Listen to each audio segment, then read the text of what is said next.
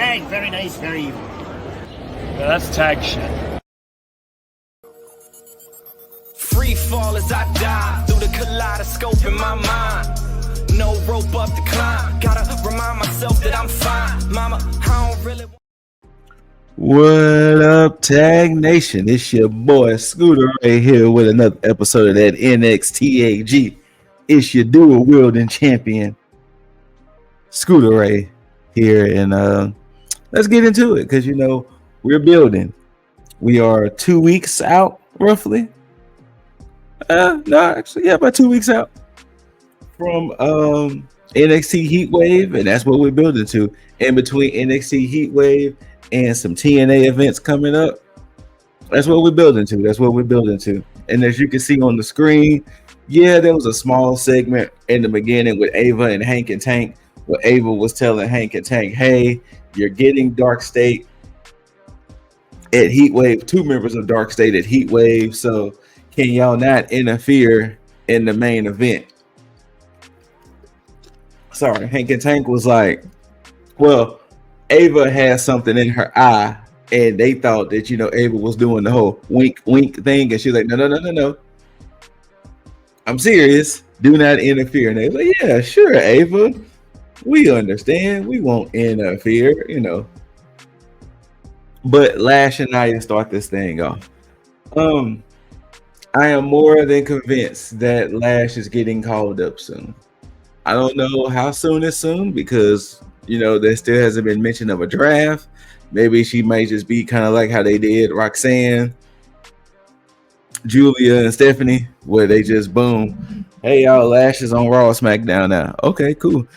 Type of energy. But they went at it. They actually had them a pretty good, I guess in the women's sense, a good kaiju battle, and they was hard hitting, directing and starring in it. For those who know what that came from, you my people.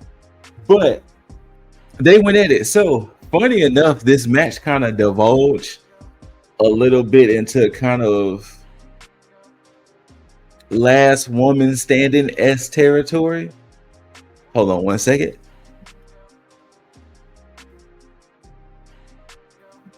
Sorry about that, but it did kind of divulge a little bit into kind of a last woman standing S territory because Lash was trying to slam Nia through the announce table, but when she picked her up, Nia used her size to reverse it and kind of just landed on Lash through the announce table, and Lash almost got counted out, but then she got back in. But the closing moments of the match, actually funny enough, the closing moments of the match was very reminiscent to Nia versus Lyra for Queen of the Ring. Lash slipped out, tried to go for a corner powerbomb. Nia reversed it into somewhat of annihilator. Then she went back and did a proper annihilator. 1, 2, 3.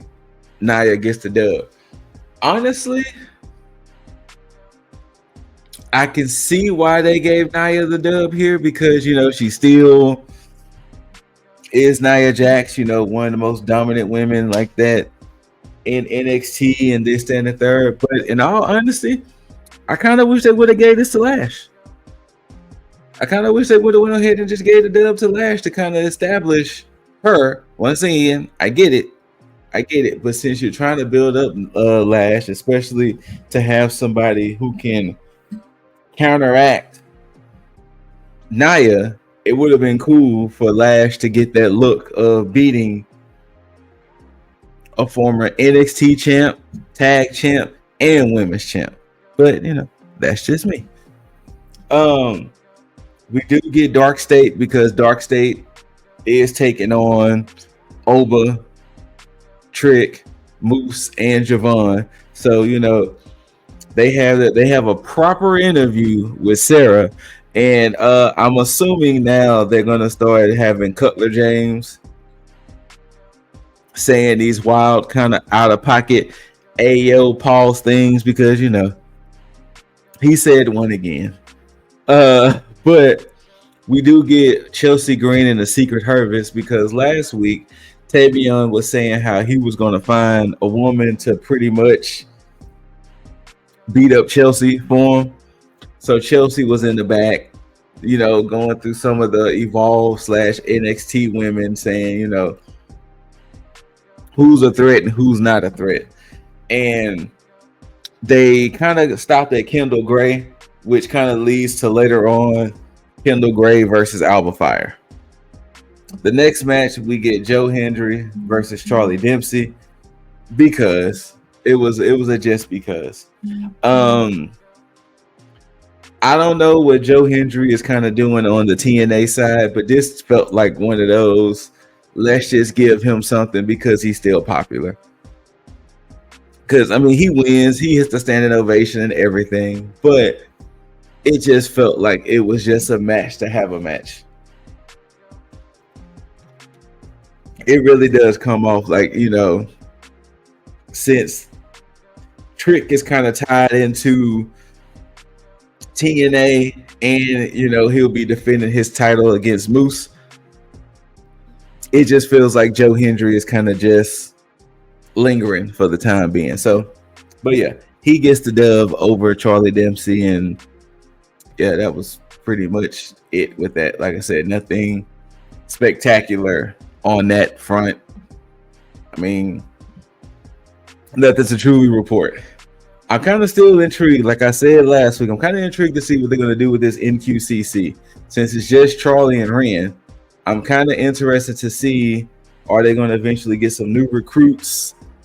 Or is it going to just stay those two? You know, what's going to be the story with the NQCC going forward?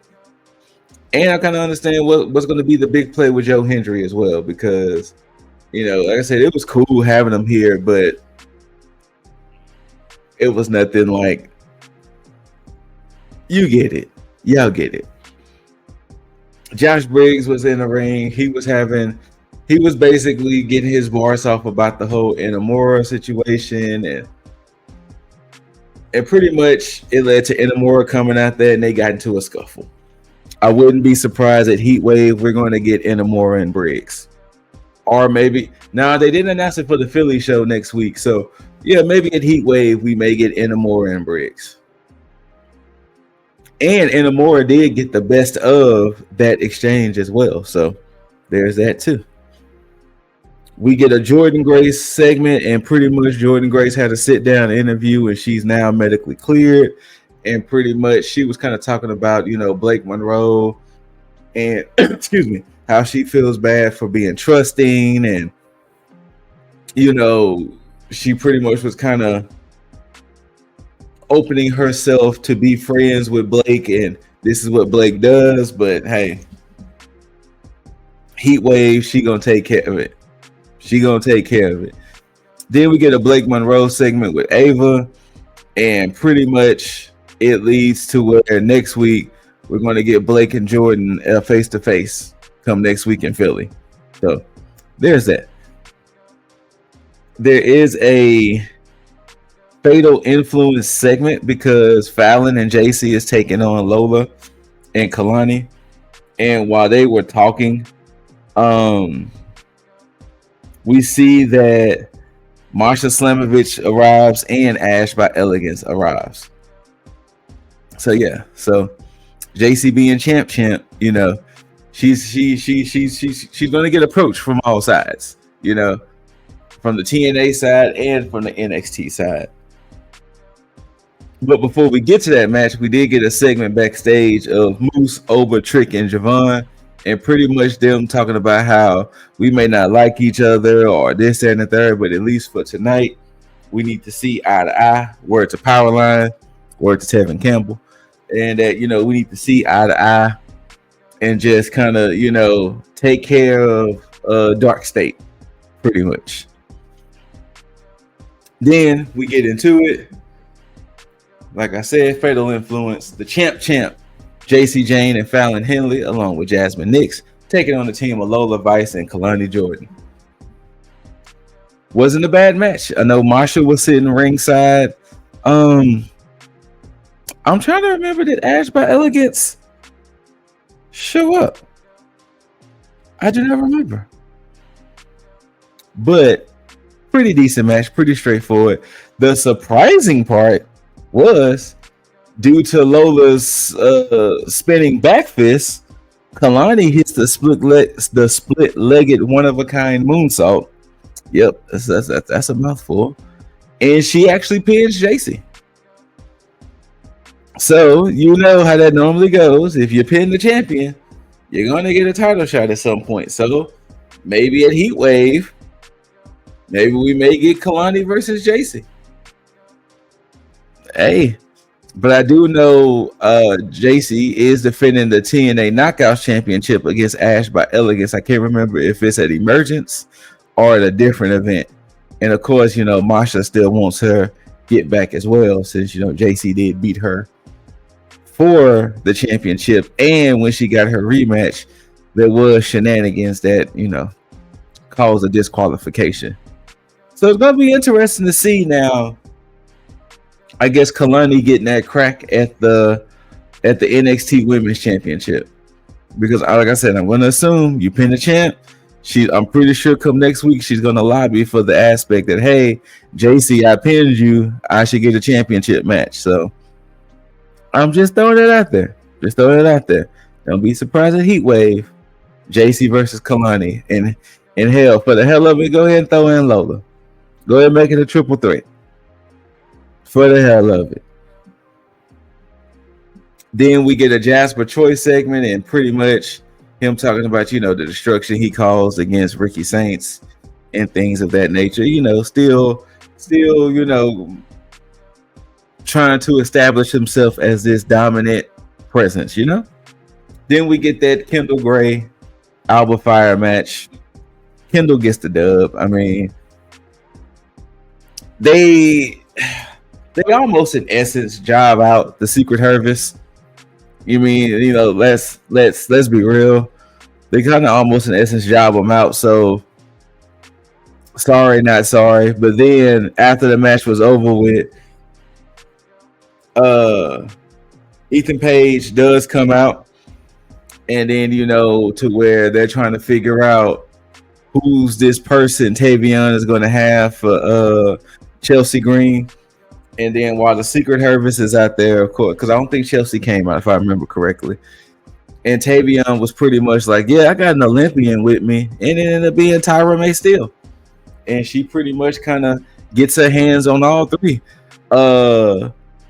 Alba, Piper, and a little bit of Ethan almost. But then, you know, they fought them back and everything. And then pretty much there was a segment like right after the commercial break with Ethan Page and Chelsea Green, basically saying it's going to be kind of like a USA versus Canada type situation. So I'm pretty sure they're going to have the tag. It wouldn't surprise me that they have that tag match at Heat Wave. And then if Tavion and Tyra win, then maybe Tavion will probably get a title shot on a random NXT Tuesday, or maybe the Tuesday before the go home show. Maybe something may happen to where it caused Tavion to get a title shot at Heat Wave. I don't know, but we shall see. Then pretty much we do get the tag team match of NXT champ Oba, TNA champ Trick, Moose, who is Trick's number one contender, and Javon, which come next week. Javon and Trick will decide who takes on Oba at Heat Wave. So I just repeat it one more time. TNA champ Oba Femi. NXT champ Oba Femi, TNA champ Trick Willie, Moose, and Javon Evans taking on DarkState. This match was tricky. This match was a tricky one because you had all of this talent, and then you had DarkState, and nothing against DarkState, but you knew you had to pull some shenanigans out if DarkState gets the dub, because you know you're still trying to build up DarkState. you still want them to be this dominant force, especially since they're going against Hank and Tank at Heatwave. So it does kind of turn into one of those like, hey, do you have them lose and kind of damage them a little bit going into Heatwave, or do you somehow have them win? But it was it was back and forth. You know, there was moments where the heels had the upper hand. There was moments where the faces had upper hand. But for the most part, during most of the match, Oba, Javon, and Moose were on the same page. And then eventually Trick got on board and they was working as a well-oiled machine. You know, these four men were working together. What happened was it was towards the end of the match where everything broke down. To where a combination of moves happened to where Javon hits a moonsault and then not a moonsault, a splash. Javon was getting the pin. The other three were kind of standing guard, and then of course they all rush on the pile to break up the pin. Then when they was beaten up, if I remember the sequencing correct, I want to say Oba accidentally, I know he accidentally hit Moose, and I want to say Moose accidentally speared Javon. It was something to where the quote unquote good guys in this situation were accidentally hitting each other. Well, it led to Trick being outside the ring. Excuse me. And then you had Javon in by itself. DarkState surrounded Javon, going for his power bomb. Trick does get on the apron, like, I want to help, but then he was like, nah, I think I'm good. Like I said, I can't remember how each person was accidentally taken out, but it was some friendly fire, and that led to DarkState hitting their toss power bomb, and then they get the dub. And pretty much as soon as the match was over with, Hank and Tank runs out there and starts fighting with DarkState. And that's pretty much how the show goes off the air. So yeah, we have our kind of sort of specialty show next week with the whole Philly show, which I keep forgetting that show next week is the go home show. So I'm pretty sure probably that Tavion and Tyra versus Ethan and Chelsea will probably be announced for Heatwave, and I'm pretty sure we'll see if JC is going to have a one-on-one, a triple threat, or something weird. We do find out who Oba will take on between Javon and Quick Willie. What else? We're going to get Blake and Jordan at Heatwave. DarkState versus Hank and Tank for sure is happening at Heatwave. So we have some pretty solid matches for Heatwave. You know, I guess we'll just see how everything works out with the Philly show next week, since it is to go home. But for the most part, Heatwave has a pretty solid build. I just hate that, you know, it's the counter programming thing. You know, I don't like the fact that it has to counter program with AEW, but hey, we're here. But whether you love it or hate it, don't forget to rate it thumbs up, thumbs down, like, share, comment, subscribe, all that other good stuff. After you do all of that, make sure you tag the notification bell so you can be notified for when we post videos. Shout out to the rest of the tags squad: Lip Dizzle, Jägermon Bastard, Juggernaut, and Leo. I am the Universe's champion, the champ, ScooterRay. Scoot 2 belts, 2 belts, Scoot. You know, the first man in Tag's history to hold both titles, and to hold both titles simultaneously. Thank y'all for tuning in. Love one another. Love yourself. Take care of one another and take care of yourself. And until next time, you beautiful, beautiful people out there, don't forget to tag out. Peace.